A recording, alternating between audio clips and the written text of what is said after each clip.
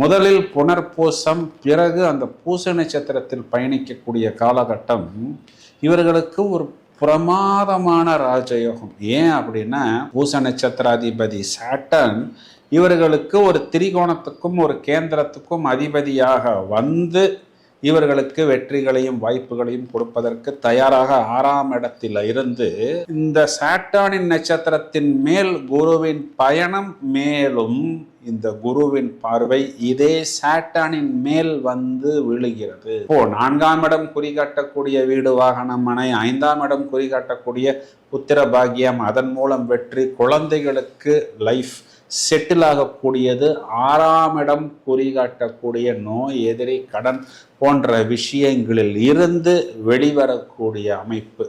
இப்போ உபஜயம்னாவே அது ஜெயம்தான். இந்த 3, 6, 10, 11 வீடுகள் துலா ராசிக்கு ஜெயத்தை கொடுப்பதற்கு தயாராக காத்து கொண்டிருக்கிறது.